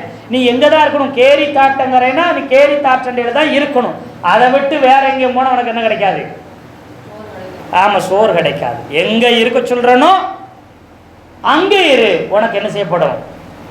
அப்பமும் இறைச்சியும் உனக்கு வரும். ஆத்துல தண்ணி இருக்குது. அல்லேலூயா சொல்லுங்களேன், அல்லேலூயா. ஆதியாகமம் 22:2 ஆபிரகாமுக்கு சொல்லும்போது கர்த்தர் அப்படித்தான் சொன்னாரு. என்ன சொன்னாருன்னா, நான் மோரியா தேசத்துக்கு போ, அங்க நான் குறிக்கும் மலையில என்ன செய்யும்? மோரியா தேசத்துல நிறைய மலை இருக்குது. மோரியா தேசத்துல ஏதாவது ஒரு மலையில இல்லை, நான் சொல்ற மலையில நீ என்ன செய்யணும்? நான் குறிக்கும், நான் சொல்றேன், நான் காண்பிக்கிற மலையில நீ போய் என்ன செய்யணும்? பலியிடுன்னு சொன்ன. அங்க போய் பலியிட்டா தான் ஆடு உனக்காக ஆயத்தமா இருக்கும். அல்லேலூயா. அது மாதிரி நீ எங்க கேரித்தண்டையில போய் நீ ஒளிச்சிட்டு, இல்லை கேரித்தண்டை ஒரு சின்ன சிற்றோடைய ஓடுகிற இடம், அங்கே மறையிறதுக்கு அந்த அளவு வசதி இல்லை, இல்லை இதை விட பயங்கரமான சுரங்கம் குகை இருக்கிற இடமெல்லாம் இருக்குது, நான் அங்கே போய் ஒளிஞ்சுக்கிறேன் அப்படின்னு என்ன வராது? சாப்பாடு வராது. அல்லேலூயா சொல்லுங்களேன். அதை விட ஒரு சிலர் என்ன சொல்றாங்கன்னா, இது அரண்மனையிலிருந்து திருடி கொண்டு வந்திருக்கலாம், இல்லை வேற எங்கேயோ இருந்து எடுத்துக்கொண்டு வந்திருக்கலாம்னு இந்த பறவை சொல்றாங்க. ஆனா நிச்சயமாகவே இந்த பறவை எங்கேயும் திருடி கொண்டு நிச்சயமா வந்திருக்காது. யாரோ ஒருத்தங்க செஞ்சு கொடுத்துருக்கணும்னு சொல்றாங்க வேத பண்டிதர். அல்லேலூயா சொல்லுங்களேன். 100 தீர்க்கதரிசிகள் இருந்தாங்க. 50 பேரா. 1 ராஜாக்கள் 18வது அதிகாரம் 13வது வசனம் வாசிங்க. 1 ராஜாக்கள் 18:13 வாசிங்க.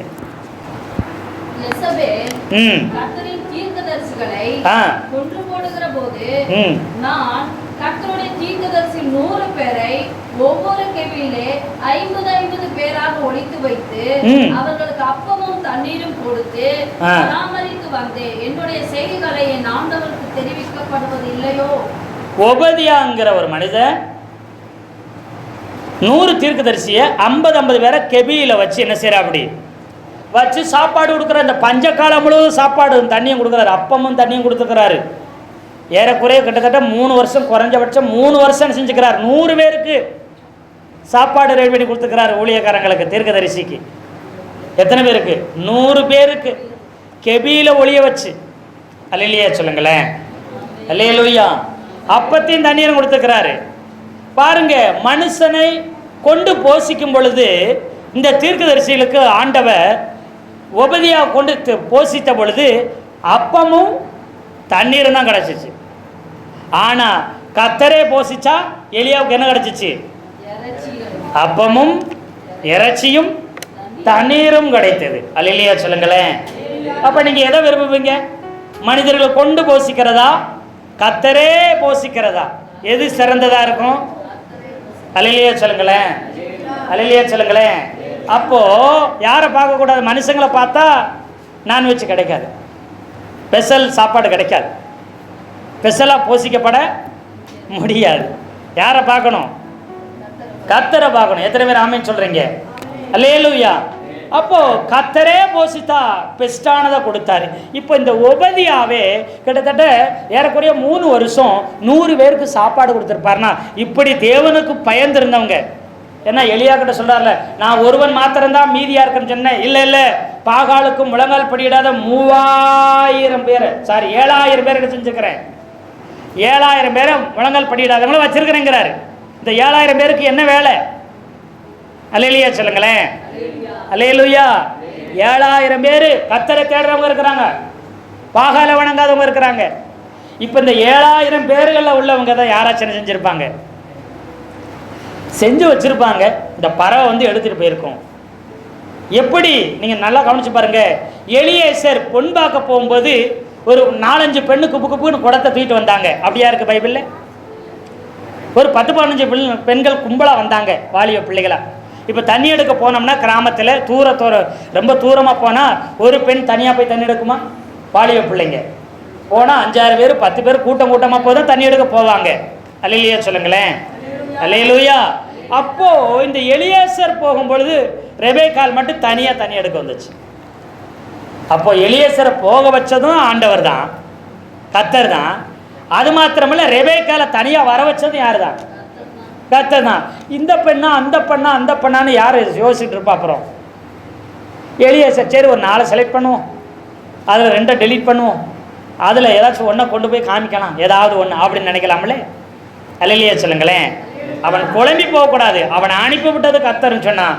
அவனை அதை கண்டுபிடிக்கவும் அதை செலக்ட் பண்ணவும் ஒரே பெண்ணை கொண்டு வந்தார். அல்லேலூயா. இங்கேயும் சொல்லி அங்கேயும் என்ன செய்தார்? யாக்கோபு இங்கிருந்து ஓடுகிறான். எங்க? ஏசா தன் அண்ணன் கொல்ல பார்க்குறான். இங்கேருந்து தப்பிச்சு ஓடுறான். அண்ணன் வீட்டு தப்பிச்சு மாமனார் வீட்டுக்கு ஓடுறா. அப்படி அங்கே போனால் பெரிய ஊர். எங்கே மாமனார் இருக்காரு, எந்த ஊரில் இருக்கிறாரு, அப்புறம் எந்த இடத்துல இருக்கிற வீடு தெரியாது. அப்போ என்ன செய்யணும்? எதிர்பட்டு ராகேல் ஆடு மேய்ச்சிட்டு வருது. இவன் ஊர் எல்லைக்கிட்ட வரவங்களையே யார் எதுக்கா வர்றது? உடனே கரெக்டாக யார்கிட்ட போய் கேட்குறாப்படி? அவங்க அப்பாவை குறித்து, அவங்க தாத்தாவை குறித்து, அவங்க ஃபேமிலியை குறித்து அவட்டையே விசாரிக்கிறாப்படி. எதிர்கொண்டு வர வைத்தார்.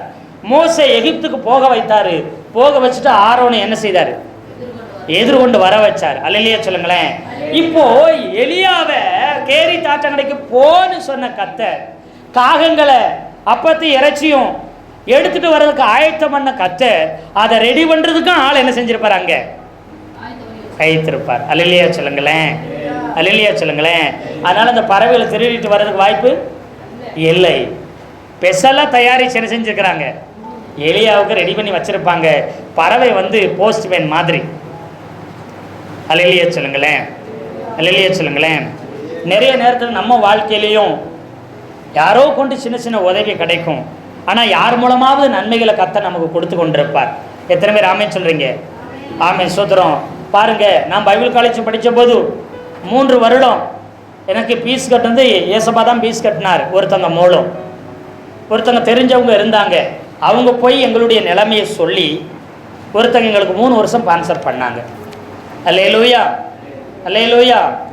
அவங்கள எங்களுக்கு ஸ்பான்சர் பண்ணுறதுக்காகவே வட மாநிலங்களில் ஏர்ஃபோர்ஸில் வேலை செஞ்சவங்க, கவர்மெண்ட்டில் ஏர்ஃபோர்ட்டில் வேலை செஞ்ச ஏர்ஃபோர்ஸில் பிளைன் அது விமானத்துறையில் வேலை செஞ்சவங்க எங்களை போஷிக்கிறதுக்காக, எங்களை படிக்க வைக்கிறதுக்கு, என்னையும் என் கூட இருந்த மாமா பையன் அவனையும் படிக்க வைக்கிறதுக்காக பைபிள் காலேஜ் 3 வருஷம் படிக்க வைக்கிறதுக்காக ஏர்போர்ட்ஸில் கணவன் மனைவி வேலை செஞ்ச வட மாநிலங்களில் வேலை செய்தவங்க, சொந்த ஊர் சென்னை. அந்த வேலையை அவங்க எழுதி கொடுத்துட்டு ரிசைன் பண்ணிட்டு கோயம்புத்தூர் கர்த்தர் வர வச்சார். 1 வருஷத்துக்கு முன்னாடி, ஒரு சில வருஷத்துக்கு முன்னாடி தான் கோயம்புத்தூருக்கு அவங்க வந்தாங்க, நான் பைபிள் காலேஜ் படிக்கிறதுக்கு முன்னாடி. அல்லேலூயா சொல்லுங்களேன், அல்லேலூயா. கவர்மெண்ட் வேலை, ஏர்போர்ட் வேலையை விட்டுட்டு 2 பேரும் கணவன் மனைவியை விட்டுட்டு கோயம்புத்தூர் வந்து ஒரு பேங்கில் ஒரு வேலையும், அவங்க வந்து ஒரு டியூஷன் பிள்ளைகளுக்கு ஃப்ரெஞ்சு, அப்புறம் ஹிந்தி, இங்கிலீஷு, இப்படி பலவிதமான மொழிகளை அவங்க கற்றுக் கொடுக்கும்படி வீட்டிலேயே டியூஷன் எடுத்தாங்க. கவர்மெண்ட் வேலை, ஏர்ஃபோர்ஸ் வேலையை விட்டுட்டு. இதெல்லாம் எதுக்காக அவங்களுக்கு தெரியுமா தெரியாது, தான் பிள்ளைகளுக்காக வேலையை விட்டு வந்ததை அவங்க நினைக்கலாம். ஆனால் கர்த்தர் நாங்கள் 3 வருஷம் பைபிள் காலேஜ் படிக்கிறதுக்காக கவர்மெண்ட் வேலையை விட்டுட்டு கோயம்புத்தூர் வர வச்சார். வட மாநிலத்துக்கு அவங்களை கொண்டு வந்தார். நாங்கள் பைபிள் காலேஜை முடித்து ஒரு சில வருஷத்தில் அவங்க சொந்த ஊராக இருக்கிற சென்னைக்கே போயிட்டாங்க. ஏன் ரொம்ப காலம் கழிச்சு போயிருக்கலாம்ல, இல்லை நாங்கள் படிச்சுட்டு இருக்கும் போதே போயிருக்கலாம்ல, இல்லை நேரடியாகவே சென்னைக்கு போயிருக்கலாம்ல, சொந்த ஊருக்கு. ஏன் கோயம்புத்தூருக்கு வந்தாங்க அவங்களுக்கு தெரியாது. அல்லேலூயா சொல்லுங்களேன். படிக்க வைக்கும்படி 3 வருடம் பைபிள் காலேஜ் படிக்க வைக்கும்படி, என்னையும் மாமா பையனையும் 2 பேரையும் படிக்க வைக்கும்படி எங்கள் செபத்து கேட்டு எங்களுக்கு முன்னமாவே எல்லாத்தையும் ஆயத்தம் பண்ணி வச்சிருந்தார். யாரும் எனக்கு ஃபீஸ் கட்டலை. அல்லேலூயா, அல்லேலூயா. ஆமாம், கர்த்தர் அப்படிப்பட்ட ஆயத்தங்களை உங்கள் தேவை வரும்போதல்ல, உங்கள் தேவைக்கு முன்பதாகவே உங்களுக்கு தேவையானதை ரெடி பண்ணி வச்சிருக்கிறார். எத்தனை பேர் ஆமென் சொல்கிறீங்க? அல்லேலூயா. உங்களுக்கு ஒரு நன்மையும் குறைவுபடாதுங்க. நீங்கள் போகணும்னா உங்களுக்குரிய எல்லா ஆயத்தங்களும் ஆல்ரெடி கர்த்தர் பண்ணி வச்சிருப்பாரு. உங்களுக்கு தேவைன்னா எல்லா தேவைகளும் ஆல்ரெடி உங்களுக்கு எல்லாம் ஆயத்தம் பண்ணி வைக்கப்பட்டாயிற்று. குறைவு ஒன்று இருக்கவே இருக்காது. எத்தனை பேர் ஆமென் சொல்கிறீங்க? அல்லேலூயா. எப்போ ஆண்டவர் வார்த்தை கீழ்ப்படிஞ்சு போக ஆரம்பித்தானோ அப்போவே அவங்க என்ன செய்தாங்க, அப்பவும் இறைச்சி ஆயத்தம் ஆயிடுச்சு, பறவைகளும் அங்கே ஆயத்தமாக இருக்குது ரெடியா. நீ வந்து பிளேஸில் சேர்ந்தாலே எது வந்துடும், சொன்ன இடத்து போனால் எல்லா அப்பமும் இறைச்சி வந்துடும். அல்லேலூயா சொல்லுங்களேன். அது மாத்திரமில்லை, சாரி பார்த்து அங்கே போக சொல்கிறாரு, அங்கே அவர் போகிறார். அல்லேலூயா சொல்லுங்களேன். அல்லேலூயா. சாரி பார்த்துக்கு அவர் போகிறார். அங்கேயும் பாருங்க, அந்த அம்மா வீட்டை தேட முடியாது. ஒரு விதவையை கொண்டு உடனே போசிப்பேன்னு சொன்னார். ஒளிமுக வாசல் ஊர் நுழைவாய்க்கு அங்கே போகிறாரு. சாரி பார்த்துக்கு போனால் ஒளிமுக வாசலில் கரெக்டாக இந்த அம்மா, விதவை அம்மா விறகு பொறிக்கிட்டு இருக்கு. இங்கேயும் போய் எளியா போய் தேட வேண்டியதில்லை. இங்கே யாராச்சும் விதவை இருக்காங்களா அப்படின்னு போய் அவர் கேட்டாரா? விதவை நிறையா இருக்கிறாங்களே, எந்த விதவை வீட்டுக்கு போகணும் கேட்டாரா? சாரிபாத்து வீட்டுக்கு, சாரிபாத்துக்கு போ, நீ போசிக்க விதவைக்கு கட்டளையிட்டு இருக்கிறேன். அந்த 1 ராஜாக்கள் 17 ஆசிங்க 19 17:9 17:9. நீ எழுந்து சீதோனுக்கு அடுத்த சாரிபாத் ஊருக்கு போய் அங்கே தங்கியிரு, உன்னை பராமரிக்கும்படி அங்கே இருக்கிற ஒரு விதவைக்கு கட்டளையிட்டேன். அங்கே இருக்கிற ஒரு விதவைக்கு பேரும் சொல்லல, ஊரு மட்டும் சொல்லி ஒரு விதவைக்கு கட்டளையிட்டு, உன்னை பராமரிக்கும்படி. அல்லேலூயா. ஒரு விதவைன்னு தான் சொல்லிட்டாரு, ஊரு விதவை, அவ்வளோதான். போனால் கரெக்டாக அவர் போகிறாரு. கரெக்டாக அந்த சாரிபாத்தில் இருக்கிற அந்த விதவை விறகு பிறகு கரெக்டாக எலியா வரும்பொழுது சரியாக வந்து விறகு புறக்கிட்டு இருக்குது. அவருக்கு எதிர நிற்கிது. அவர் தெரிஞ்சிருச்சு கர்த்தர் ஆயத்தம் பண்ண விதவை இதை அட்ரஸ் தேடி போக வேண்டிய அவசியமே. அல்லேலூயா, அல்லேலூயா. ரெடி பண்ணி வச்சிட்டார். ஆனால் அந்த அம்மாவுக்கு தெரியாது, எலியாவுக்கு தெரியும். அநேக நேரத்தில் சாரிபாத் விதவை நினச்சிருக்கலாம், என்னையை கொண்டு தான் பாஸ்டரை போஷிக்கிறார் இந்த தீர்க்கதரிசின்னு நினச்சிருக்கலாம். ஆனால் நான் கவனத்தில் பார்த்தா இந்த விதவைக்கு உதவி செய்யும்படிக்கு எலியாவை கூட்டு வந்தார். அல்லேலூயா சொல்லுங்களேன். அல்லேலூயா, அல்லேலூயா. இந்த எலியா போயிருக்க போய் தான் அப்பமும், ஆமாம் அப்பமும், அதாவது மாவு எண்ணெயும் குறையலை. அல்லேலூயா. மாவு எண்ணெயும் குறையலை. சாரிபாத்து விதவையும் அவளுடைய குடும்பமும் சாப்பிட்றது காரணம் ஒரே ஒரு காரணம், ஊழியக்காரனை பராமரிக்கிற வேலை அது செஞ்சால் போதும். அவர் திருப்தியாய் போஷிக்கப்பட்டார்கள், அவளும் அவள் குடும்பமும். எத்தனை பேர் ஆமே சொல்கிறீங்க? அல்லேலூயா. நீ கர்த்தருடைய வார்த்தைக்கு கீழ்ப்படிஞ்சு நீ போனேனா, கர்த்தருடைய வார்த்தையின்படி நீ ஊழியம் செஞ்சேனா, கர்த்தருக்குன்னு நீ வைராக்கியமாக நின்னேனா, உன்னை பராமரிக்கும்படி கர்த்தர் ஆயத்தம் பண்ணி வச்சிருப்பார். உன்னை பராமரிக்கிறவர்களை திருப்தியாய் மீதியாய் அதிகமாய் கர்த்தர் ஆசீர்வதிக்க போதுமானவராய் இருக்கிறார். அல்லேலூயா சொல்லுங்களேன். கேரி தாற்றங்கரையிலிருந்து கிட்டத்தட்ட சாரிபாத்து 75 மைல். எத்தனை மைலுங்க? கிட்டத்தட்ட 110 கிலோமீட்டருங்க. எத்தனை கிலோமீட்டருங்க? ஏறக்குறைய 110 கிலோமீட்டரு. கேரி தாற்றங்கரையிலேருந்து எங்கே போகிறாரு? சாரிபாத்துக்கு. அல்லேலூயா. நம்ம நினச்சிருக்கலாம், ஏன் பக்கத்துலேயே அனுப்பியிருக்கலாம். இல்லை இல்லைங்க, ஒன்று ராஜாவுடைய கையிலிருந்து காப்பாற்றும்படிக்கு நாட்டை விட்டு அனுப்பினேன். ரெண்டாவது, சொந்த பந்தங்க கையால் போஷிக்கப்பட்டா நாளைக்கு சொல்லி காமிச்சிருவாங்க, என்ன இருந்தாலும் நான் வீடு கொடுத்தல, என்ன இருந்தாலும் நான் ஆக்கி போட்டல, நீங்கள் வாங்கி கொடுத்தாலும் நான் ஆக்கி போட்டல, அப்படி சொல்லி காமித்தரக்கூடாது. அல்லேலூயா, அல்லேலூயா. ஆமி சூத்திரம். பாருங்க, கர்த்தர் போஷிச்சார் அந்த விதவையை கொண்டு. அது மாத்திரமல்ல, மூணாவது, அந்த சாரிபாத்து விதவை தேவனை கர்த்தரை ஆண்டவர்னு அறிந்து கொள்ளும்படி அந்த அங்கே கொண்டு போய் அற்புதம் செஞ்சார். அல்லேலூயா. அவ ஆண்டவரை அறியாதவ, புறஜாதியா இருக்கிறா, அவ தேவனை அறிந்து கொள்ளும்படி கர்த்தர் அங்கே அற்புதங்களை செய்தார். அல்லேலூயா. எத்தனை பேர் ஆமென் சொல்றீங்க? ஏன்னா 1 ராஜாக்கள் 17:12 ஒரு வசனம் சொல்லு. 17:12 வாசிங்க. அதற்கு அவள், பானையில் ஒரு படி மாவும் களையத்தில் கொஞ்சம் எண்ணெயுமே அல்லாமல் என்னிடத்தில் ஒரு அடையும் இல்லை என்று உம்முடைய தேவனாகிய கர்த்தருடைய ஜீவனை கொண்டு சொல்லுகிறேன். யாருடைய தேவனாகிய? உம்முடைய தேவன். அப்போ என் தேவன் என் கடவுள் வேற. அல்லேலூயா சொல்லுங்களேன்.